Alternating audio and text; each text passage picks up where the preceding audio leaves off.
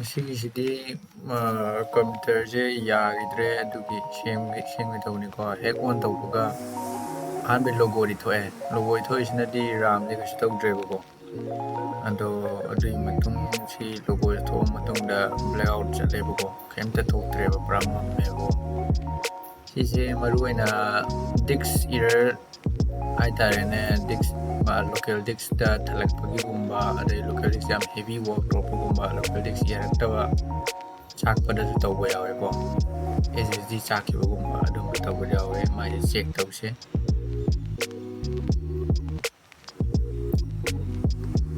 ꯋꯤꯟꯗꯣꯒ ꯀꯩꯅꯣꯒ Vꯒ ꯄꯨꯟꯅ ꯅꯝꯃꯤꯟꯅꯔꯀꯥꯟꯗꯀꯣ ꯍꯥꯏꯗꯤ ꯄꯋꯥꯔ ꯑꯣꯟ ꯇꯧꯗ꯭ꯔꯤꯉꯩꯗ ꯍꯥꯟꯅ ꯅꯝꯕꯅꯦꯕꯀꯣ ꯍꯥꯏꯗꯤ ꯁꯤꯗ ꯑꯩꯅ ꯅꯝꯃꯤꯁꯦ ꯀꯩꯅꯣꯅꯦꯕ ꯑꯦꯗꯚꯥꯟꯁ ꯁ꯭ꯇꯥꯔꯠꯑꯞ ꯀꯧꯋꯦꯕꯀꯣ ꯑꯦꯗꯚꯥꯟꯁ ꯁ꯭ꯇꯥꯔꯠꯑꯞꯁꯦ ꯋꯤꯟꯗꯣꯒ Vꯒ ꯅꯝꯃꯤꯟꯅꯔꯅꯤ ꯑꯗꯨꯒ ꯄꯋꯥꯔ ꯕꯇꯟ ꯑꯣꯟ ꯇꯧꯔꯅꯤ ꯄꯋꯥꯔ ꯕꯇꯟ ꯑꯣꯟ ꯇꯧꯔ ꯃꯇꯨꯡꯗ ꯍꯥꯏꯗꯤ ꯉꯥꯜꯂꯛꯑ ꯃꯇꯨꯡꯗ ꯋꯤꯟꯗꯣꯒ V ꯅꯝꯃꯝꯕ ꯊꯥꯗꯣꯛꯑꯅꯦꯕꯀꯣ ꯁꯤꯗ ꯆꯪꯉꯁꯦ ꯇ꯭ꯔꯕꯜ ꯁꯨꯠꯇ ꯆꯪꯉꯁꯦ ꯑꯦꯗꯚꯥꯟꯁ ꯑꯣꯞꯁꯟ ꯁꯤꯒꯤ ꯁ꯭ꯇꯥꯔꯠꯑꯞ ꯔꯤꯄꯤꯌꯔꯁꯤꯗ ꯇꯧꯔꯀꯥꯟꯗ ꯌꯦꯡꯒꯗꯕꯅꯦ ꯑꯗꯣ ꯃꯥꯒꯤꯁꯦ ꯑꯗꯨꯝ ꯁꯤꯗꯩꯁꯤꯗ ꯃꯥꯏ ꯋꯤꯟꯗꯣ 11 ꯌꯥꯎꯗꯤ ꯌꯥꯎꯔꯦ ꯑꯗꯨꯅ ꯑꯗꯩ ꯆꯦꯛ ꯇꯧꯁꯦꯕ ꯌꯥꯕ꯭ꯔꯥ ꯍꯥꯏꯅ ꯁꯨꯝ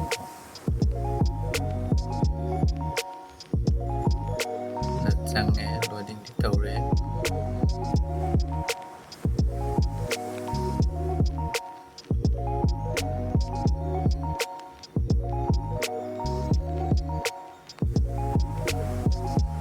ꯉꯥꯜꯂꯛꯇꯦꯀꯣ ꯕ꯭ꯂꯦꯛ ꯑꯥꯎꯠ ꯆꯠꯂꯦ ꯃꯥꯏꯁꯦ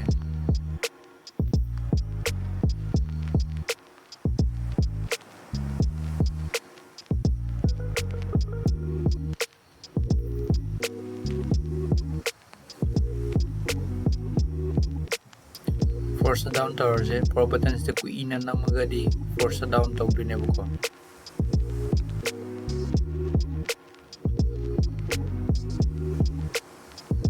ꯑꯃꯨꯛꯀ ꯆꯪꯉꯁꯦ ꯃꯥꯏ ꯆꯥꯔꯖꯤꯡꯒꯤꯅꯤꯀꯣ ꯊꯣꯛꯂꯛꯏꯁꯤꯗꯤ ꯀꯩꯁꯨ ꯅꯠꯇꯦ ꯁꯤꯗꯤ ꯁꯤ ꯅꯝꯃꯅꯤ ꯋꯤꯟꯗꯣꯒ Vꯒ ꯅꯝꯃꯤꯟꯅꯔꯅꯤꯀꯣ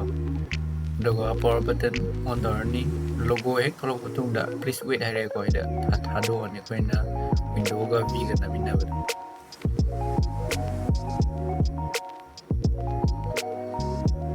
ꯆꯪꯉꯁꯦ ꯉꯁꯥꯏꯒꯤ ꯁ꯭ꯇꯥꯔꯠꯑꯞ ꯔꯤꯄꯤꯌꯔꯗ ꯅꯝꯃꯁꯦꯕꯀꯣ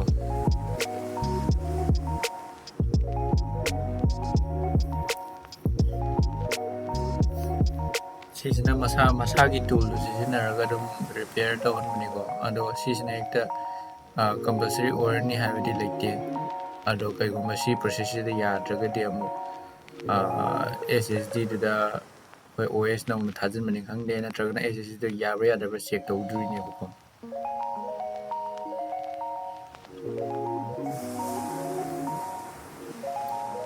ꯁꯤꯁꯤꯅꯗꯤ ꯃꯥꯏ ꯃꯑꯣꯡꯁꯦ ꯌꯥꯔꯅꯤꯗꯤ ꯈꯜꯂꯦ ꯌꯦꯡꯁꯤ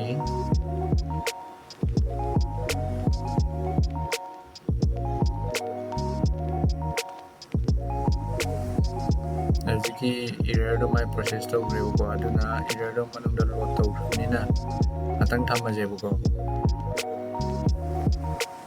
ꯉꯥꯛꯇꯪ ꯊꯝꯃꯒ ꯐꯣꯔꯁ ꯗꯥꯎꯟ ꯇꯧꯔꯁꯦ ꯑꯗꯨꯒ ꯑꯗꯣ ꯍꯦꯛ ꯑꯣꯟ ꯇꯧꯕꯒ ꯌꯥꯗꯤ ꯌꯥꯔꯅꯦꯕꯀꯣ ꯃꯥꯏꯁꯦ ꯉꯥꯜꯂꯛꯀꯅꯦꯅ ꯈꯜꯂꯦ ꯑꯗꯣ ꯃꯥꯒꯤꯁꯦ ꯄ꯭ꯔꯣꯕ꯭ꯂꯦꯝ ꯑꯃꯁꯨ ꯂꯩꯔꯤꯑꯕ ꯄ꯭ꯔꯣꯕ꯭ꯂꯦꯝ ꯑꯃꯁꯨ ꯂꯩꯔꯦ ꯍꯥꯏꯗꯤ ꯍꯣꯏ ꯆꯨꯝꯅ ꯃꯁꯥꯏ ꯀꯝꯄꯅꯤꯒꯤ ꯑꯣꯏꯅ ꯂꯥꯛꯆꯕꯅꯦꯕ ꯑꯩꯈꯣꯏꯒꯤ ꯂꯦꯞꯇꯣꯞꯁꯦ ꯈꯨꯝꯖꯤꯜꯂ ꯃꯇꯨꯡꯗ ꯍꯦꯛ ꯍꯥꯡꯇꯣꯛꯄꯒ ꯃꯇꯣꯝꯗ ꯑꯣꯟ ꯇꯧꯔꯛꯄꯗꯣ ꯑꯗꯨꯗꯣ ꯌꯥꯝ ꯅꯨꯡꯉꯥꯏꯇꯦꯅ ꯍꯥꯏꯔꯛꯑꯦ ꯑꯗꯨꯗꯣ ꯃꯥꯒꯤ ꯕꯥꯏꯑꯣꯁꯇꯩ ꯆꯪꯉꯀꯥꯟꯗ ꯂꯧꯊꯣꯛꯄ ꯌꯥꯏꯌꯦꯀꯣ ꯑꯗꯨꯗ ꯑꯗꯨꯝ ꯃꯥꯒꯤ ꯂꯦꯞꯇꯣꯞ ꯃꯈꯜ ꯃꯈꯜ ꯈꯨꯗꯤꯡꯒꯤ ꯑꯗꯨꯝ ꯁꯤꯒꯤ ꯂꯧꯊꯣꯛꯄꯒꯤ ꯅꯤꯌꯣꯝꯁꯦ ꯇꯣꯉꯥꯟ ꯇꯣꯉꯥꯟꯅ ꯌꯥꯎꯋꯦꯀꯣ ꯑꯗꯣ ꯕꯥꯏꯑꯣꯁ ꯑꯌꯥꯝꯕ ꯂꯣꯏ ꯌꯥꯎꯋꯦ ꯁꯤꯒꯤ ꯂꯧꯊꯣꯛ ꯍꯥꯏꯕꯒꯤ ꯃꯥꯏ ꯑꯩꯈꯣꯏꯒꯤ ꯐ꯭ꯂꯤꯞ ꯇꯧꯕꯗ ꯍꯥꯏꯇꯥꯔꯦꯅꯦꯀꯣ ꯂꯦꯞꯇꯣꯞꯁꯦ ꯍꯥꯡꯕ ꯀꯥꯟꯗ ꯂꯧꯊꯣꯛꯄꯁꯦ ꯑꯗꯣ ꯕꯥꯏꯑꯣꯁꯀꯤ ꯃꯥꯒꯤ ꯀꯩ ꯀꯤꯅꯣ ꯍꯥꯏꯕꯗꯣ ꯍꯥꯟꯅ ꯈꯪꯗꯣꯛꯑꯁꯤꯀꯣ Lenovoꯒꯤ ꯑꯣꯏꯅ F2 ꯑꯣꯏꯀꯣ F2ꯗꯣ ꯌꯥꯗ꯭ꯔꯒꯅ ꯐꯪꯁꯟꯒ F2ꯒ ꯅꯝꯃꯤꯟꯅꯔꯒ ꯌꯦꯡꯒꯗꯕꯅꯦꯀꯣ ꯐꯪꯁꯟ ꯅꯝꯅ F2 ꯅꯝꯒꯗꯕ ꯍꯥꯏꯇꯥꯔꯦ ꯑꯗꯣ ꯁꯤꯗꯩꯁꯤꯗꯗꯤ F2 ꯅꯝꯃꯒ ꯑꯗꯨꯝ ꯌꯥꯔꯦ ꯕꯥꯏꯑꯣꯁ ꯍꯥꯡꯉꯛꯑꯦ ꯑꯗꯣ ꯃꯥꯒꯤꯁꯤ ꯀꯔꯥꯏ ꯌꯥꯎꯕꯅꯣ ꯌꯦꯡꯁꯦ ꯐ꯭ꯂꯤꯞ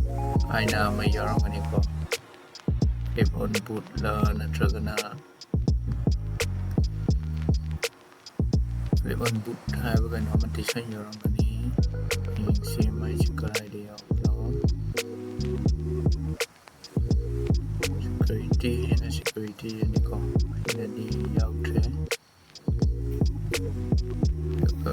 configuration the kada flip the boot aina may is enable there may go ado ide point disable torgadi sagi hek hangga matomda on torokodo ado toroidene ko koi manually oina power button namakana on tordine ko aduna di fai amoromda id laptop da kaigumba soide kitang hangmo manungda sleep mode lagi dune amoromda de pura shutdown oide ne sleep mode lagi bai je battery manungda dum khaji charge ne mai da sulakani battery mai da sulakani aduga laptop ki durability kara handarakani angkale koi adum mai thingjalla charging toroga leidana khot dawri kaisu kaibna yai sleep mode lagi bai to mai kitang charge ne bo namon de leitam pheng kale ko background ta oyam thale ko aduna thale aduga kaji to ase ado hojikiro khala matungda kano tawrina ko save exit and save tawrina ko ado amathakta boot layer exit layer ko exit saving change ana me ko idadi mouse sina yara ko idadi arrow kano sinara kanda yes name aduga tawle ko sigi bios state tawle ko je ye ama koi ngasai aina habado pungtang on di yarne hai ko do yengse yadragadi SSD je yeng aduna mo hang to ga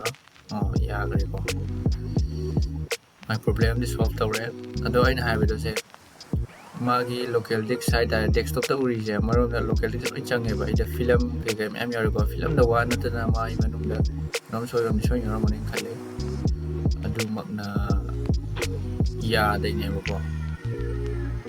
adi laptop je sumna sijina maga matomda blackout sakibdagi on tawbade isna on taw sunga ya da ya kidabne ko mai se ado yin se mai se kai ja dina dai di ya di ui da antivirus sama dia we si antivirus ini kai ko internet yam kan to firewall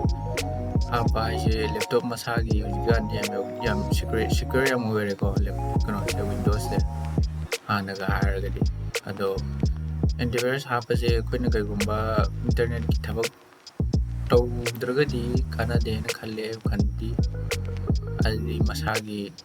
security yauje ko windows ko na ado security check to ge so mayam le ado ai to video tongana ama sajara ke dum security check tawbagi adai laptop scan tawba laptop to hanba itongana ama semjarake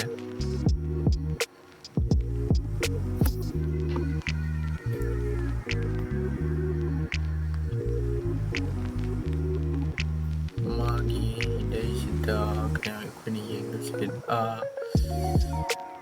disk manager do adu magi sai gi disk error thokpa ma error hai gi bo nasai kuina advanced startup ta torogan da startup repair torcha pada disk error hai na ma thoki bo my error adu gi error do my repairing disk error hai bo thoki ne adu thoki do disk sida garam soi ba male adu my disk management da sanga ga da kari thokunu ru yeng si ko sis my dep se yeng se kari na mai se ek start laptop se on to buga startup ta rai je ko mthak pa ya bani ko task manager sanga kan startup ta adum magi enable tor le mane ko adu do disable to buga da hack on to buga ko gi pop up tor ko do kairam hang mai sang de pop up tor ko do to bu sing sem ya nama ide disk manager sang ne ko disk manager sang web je disk pc da right click tor kan da show more option window 11 go and go the manage the namang thulakani hojiki mafamdo ado command prompt da ide si command prompt nate run da go window plus r namang ansi thulakani ko ado si command je dix mgmt.msc as go is si command je piraga yengse ado magi dix log kano so hapase karamba dix na check to biro ado dix manager si hang ba yadre ko magi dix se problem amdi leire ado amaramdadi mai no hana pura blackout sadam da du madi seme ko sisi ge tongan ni do seme ke mai dix sembagi